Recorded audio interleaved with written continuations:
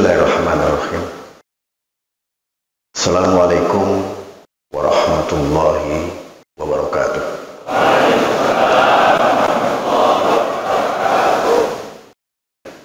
Bismillahirrahmanirrahim. Wala hawla wala quwata illa billahil aliyyil azim. Asyhadu an la ilaha illallah wahdahu la syarika lah. Wa asyhadu anna Muhammadan abduhu wa rasuluh.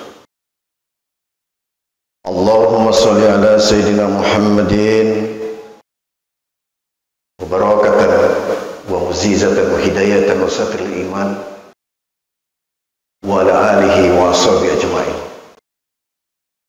Allahumma anzil alaina wa tub alaina wa karamatis salam wa hikmatul ulum kafha ya ain sad ya raufur rahim. Qala Allah ta'ala fi kitabihil karim, a'udzu billahi minasyaitonir rajim, bismillahirrahmanirrahim. Fi qulubihim maradun fazadahumullahu marad wa lahum adzabun alimun bima kanu yaksibun. Sadaqallahul azim. Ila hadratil mukarramun, para alim, para ulama, sesepuh, bini sepuh yang saya taati, mudah-mudahan diberkahi dirahmati Allah Subhanahu wa taala. Sesepuh kita bersama Bapak Abah Khairul Afandi, yang kita doakan mudah-mudahan beliau senantiasa dikaruniakan kesehatan ya Allah Subhanahu wa taala. Yang kami hormati Ketua Dewan Pembina Dewan Syuro Majelis Ta'lim wa Tadhkir, Bapak Kiai Haji Fakhruddin Sahjar. Kita berharap kepada Allah mudah-mudahan beliau senantiasa diberikan kesehatan pula oleh Allah Subhanahu wa taala. Lebih khusus tentunya ibunda kita bersama, Ibunda Hajah Oni binti Zakat beserta zuriat beliau. Mudah-mudahan Allah Subhanahu wa taala memberikan kesehatan sehingga bisa mendoakan kita agar kita menjadi orang-orang yang taat dan dekat kepada Allah Subhanahu wa taala. Lebih khusus pula tentunya kepada para pembina, para penyampai Rasulullah, para penyampai risalah Rasulullah. Mudah-mudahan Allah sematkan di dalam jiwa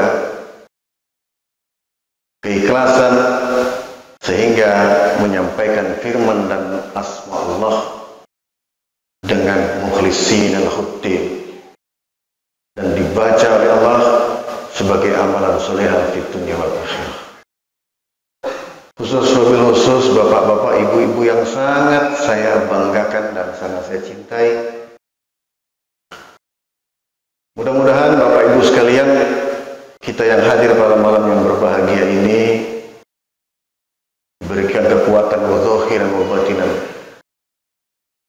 bisa istiqomah mendatangi majelis-majelis zikir, mendatangi majelis-majelis ilmu. Karena ada satu riwayat, tatkala malaikat ingin menyiksa seseorang, malaikat api neraka tidak sanggup menjilat tubuhnya.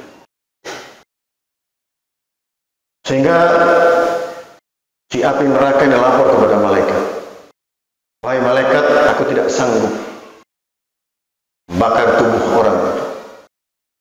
Ternyata dalam tubuh orang itu ada asma Allah di hatinya.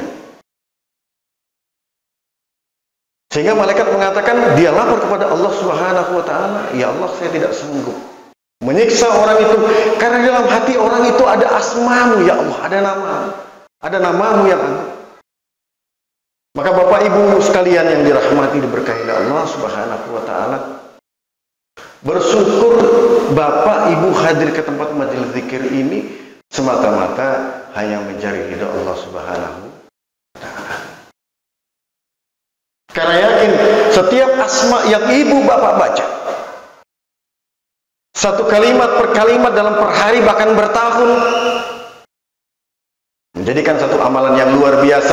Karena zikir ini tidak ada satu makhluk pun yang tahu kecuali dia dan Allah Subhanahu wa ta'ala.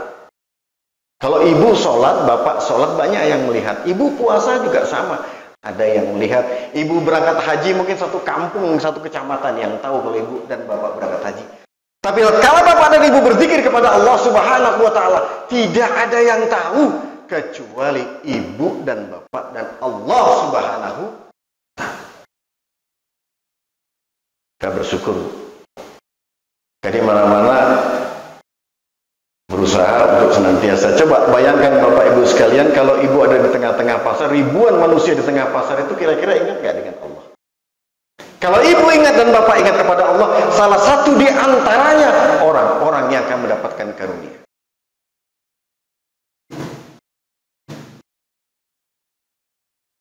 Alhamdulillahirabbil alamin.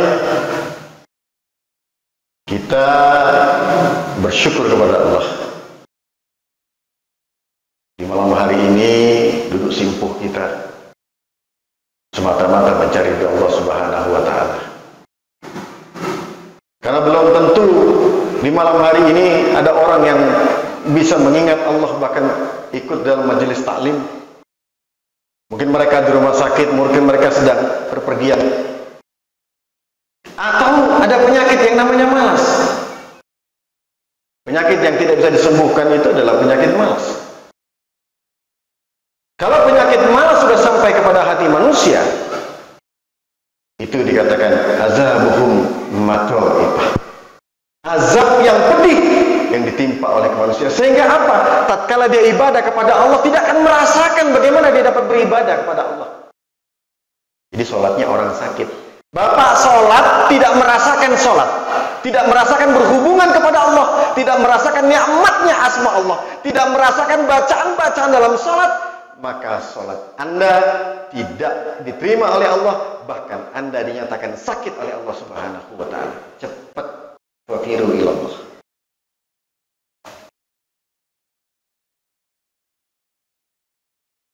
Salawat dan salam selalu kita haturkan keharibaannya junjungan kita Nabi besar Muhammadin. Allah. Beliau berkorban jiwa, raga, hartanya, kepentingan pribadinya, kepentingan keluarganya. Bagaimana Islam menjadi al-Islamu ya'lu wa la yu'alaih, menjadi agama yang luar biasa di muka bumi ini, yang luar biasa penganutnya. Tanpa beliau Allah tidak akan ciptakan langit dan bumi ini. Maka Bapak dan Ibu sekalian, ini masih bulan Maulid, masih akhir Maulid. Banyak baca sholawat, mudah-mudahan mendapatkan syafaat beliau, bukan hanya nanti tapi sekarang mendapatkan syafaat beliau.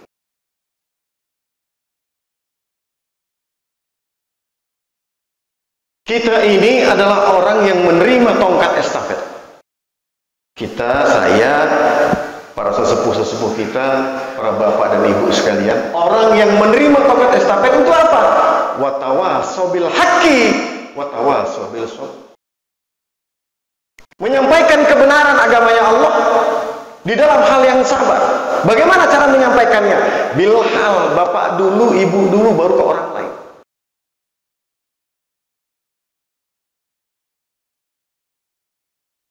Orang untuk menjadi umat Muhammad itu tidak gampang. Apakah Anda mengakui tiba-tiba wa asyhadu anna Muhammad Rasulullah, tiba-tiba kita diakui sebagai umat Muhammad? Belum tentu.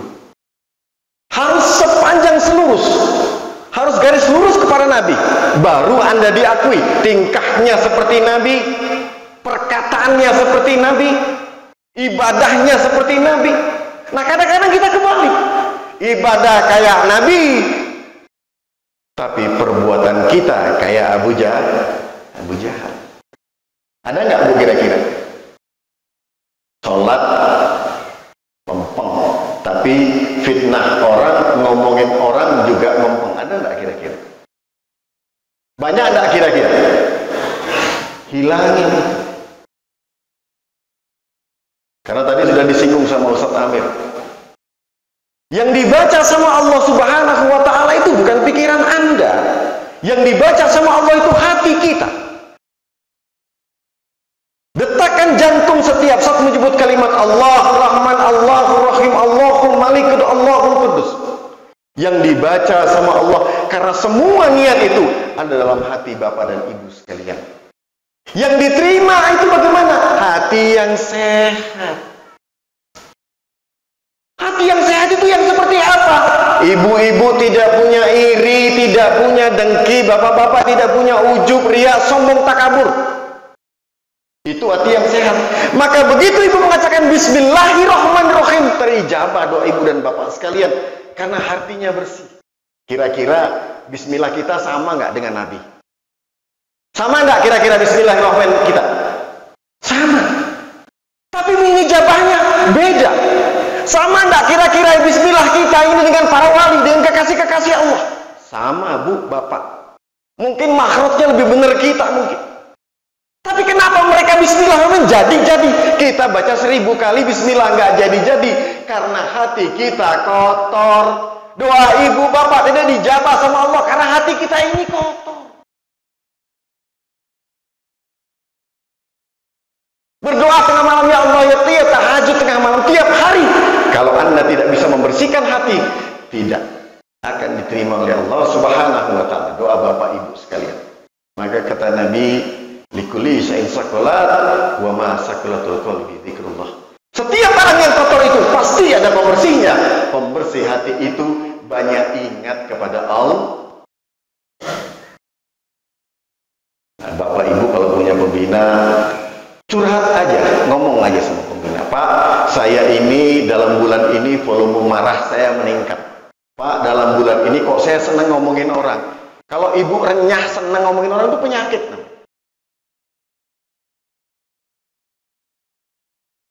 Sehingga apa?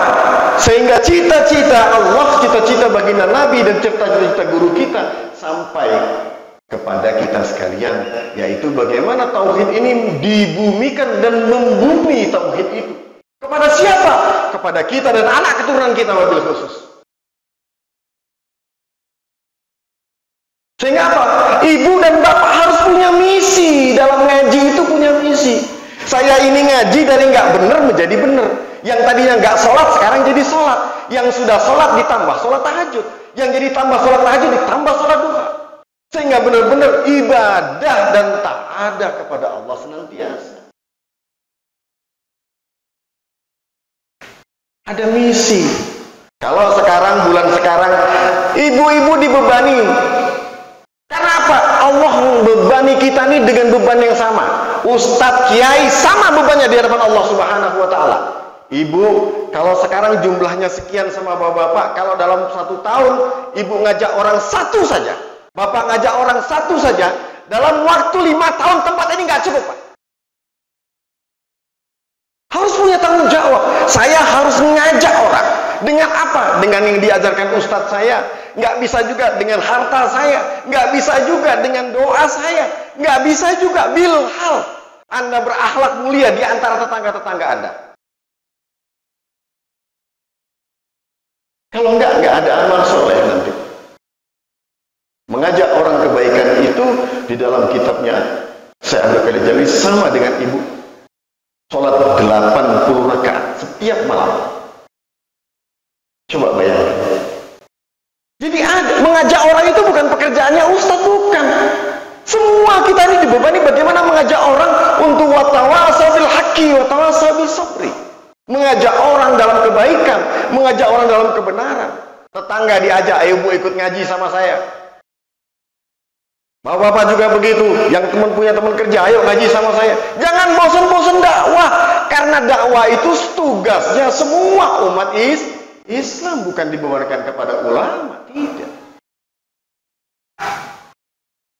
Karena sama bu, bapak ibu sekalian, kita akan ditanya dengan pertanyaan yang sama, mau itu ustadz, mau itu kiai, mau itu siapa? Man rabbu?